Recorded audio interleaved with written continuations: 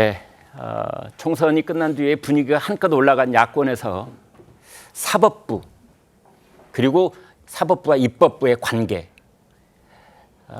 우리나라가 삼권 분립의 그런 자유민주 체제를 가지고 있는데 그것의 어떤 근간에 대해서 근본적으로 의문을 제기하고 보기에 따라서는 그걸 흔들려가는 것 아니냐 이런 분석이 가능한 그런 발언이 잇따라 나오고 있습니다. 바로 들어보겠습니다.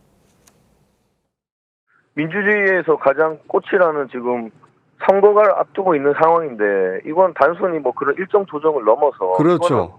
어떻게 보면 헌정 질서에 대해서 지금 사법부가 도전하고 있는 게 아닌가. 이 부분은 뭐 민주적 통제가 좀 돼야 되겠다 이런 생각입니다. 이거는 저희 국민들에 대한 도전이라고 저는 생각 들고요.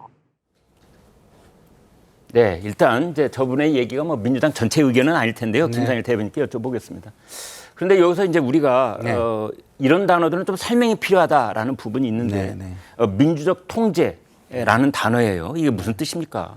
민주적 통제라는 거는 이제 선거를 통해서 국민들이 이제 뽑은 사람이 대신해가지고 통제를 하잖아요. 그러니까 헌법기관이나 국가기관을 선출직 공직자가 제압을 한다 이런 뜻입니까? 뭐 그럴 수도 있고요. 근데 그게 담겨 있는 이게 제가 저 김동아 당선인은 아니니까 뭐 그런 표현일 수도 있어요. 근데 일반적으로는 그거보다는 뭐 자치적으로 해가지고 그 검찰총장이나 뭐 법원의 그 수장도 국민들이 좀 선출을 하면 하부는 그런 민주적 통제가 좀 되지 않느냐 뭐 이런 이야기일 수도 있다고 저는 생각을 하는데 기본적으로 그런 좀 약간 차분하고 합리적인 표현이 아니라 약간 업돼 있는 그런 감정이 실린 표현이라 기본적으로 도전 뭐 이런 표현을 쓰잖아요. 국민에 대한 도전 뭐 이렇게까지 헌정 질서에 대한 도전을 사법부가 하려고 하고 있다.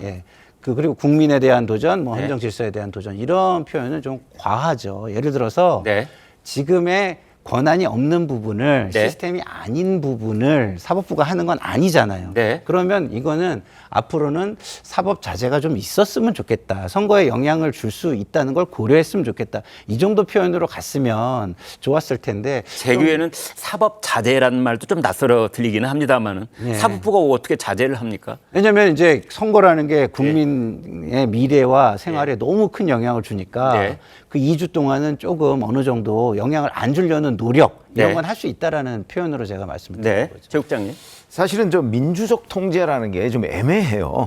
저 표현이 뭐 민주자가 들어가니까 뭐 꽤 그냥 그 뭐 아마 합리적인 방법일 것이다 이렇게 생각하잖아요. 긍정적인 이미지를 좀 더 씌우는 효과가 있어요. 근데 김동아 당선인이 얘기한 저 민주적 통제는요. 그 법원이 그 4월 10일 전인 4월 9일에 이재명 대표를 재판에 출석시켰다는 걸 비판하는 가운데 나온 얘기예요. 그러니까 결국은 입법부가 법원을 좀 통제해야 되겠다. 뭐 이런 발상으로 보여요. 제가 보기에는. 매우 위험한 발상 아닙니까? 위험한 발상인 정도가 아니고 그게 과연 가능하냐. 그거는 우리 헌정 질서 자체를 붕괴시키려고 하는 것 아니냐. 이렇게 판단이 돼요. 제가 보기에는. 그러니까 민주적 통제에 대해서 본인이 설명을 해야 된다고 하는데 자, 문제는 어디에 있냐면 그러면 법조계나 아니면 학계에서 나오는 이른바 사법부에 대한 민주적 통제는 지금 김동아 변호사가 얘기한 저거랑 완전히 다른 개념이에요. 배심원제, 참심제 뭐 이런 것들이 있어요. 국민참여재판 예를 들면. 뭐 그런 것들이 있어요. 저는 그런 부분에는 찬성을 해요. 그런데 김동아 지금 당선인이 얘기하는 건 그게 아니에요. 그래서 민주적 통제에 대한 좀 설명이 구체적인 설명이 있었으면 좋겠다. 저는 이렇게 말씀드립니다. 자, 장현주 변호사께 여쭤보겠습니다. 그래서 이제 저런 발언들 민주적 통제에 대한 여러 언론들의 분석이 벌써부터 이 초선 당선인이 이재명 대표 지키기에 나선 것 아니냐. 이재명 대표 방탄조끼를 먼저 입혀드리려고 하는 것 아니냐. 이런 비판이 있어요. 저는 뭐 해석에 따라 다를 수 있다라고 보긴 하는데요. 그래도 좀 지금 나오는 비판들은 좀 과한 부분도 있다고 생각합니다.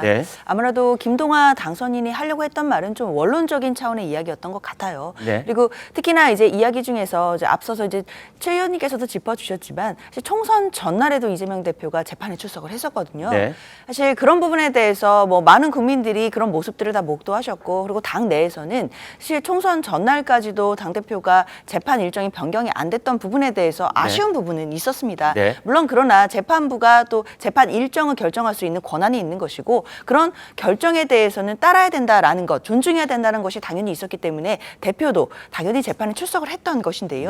그리고 대표가 출석을 한 것과 또 별도로 당내에서는 총선 전날에도 선거 유세 일정을 가지 못하고 재판에 참석해야만 했던 부분은 아쉬워하는 목소리 어쩔 수 없이 나올 수밖에 없었거든요. 이제 그런 차원에서 여러 가지 복합적인 것들이 버무려지면서 원론적인 어떤 차원에서의 사법부도 뭐 예전에 사법개혁이라는 이런 이슈도 분명히 있었고 지금도 현재 남아있는 이슈이기 때문에 그런 차원에서 나온 이야기라고 생각이 들고요. 좀 과한 해석들도 있지만 앞으로 이 부분에 대해서 만약에 구체적으로 김동완 당선인이 더 말을 할 수 있는 어떤 기회가 된다라고 한다면 좀 더 구체적인 이야기들이 나오지 않을까 저는 그렇게 생각합니다. 네, 장 변호사님 몇 가지 궁금증이 하나 있는데 4월 9일 날 재판 출석했잖아요.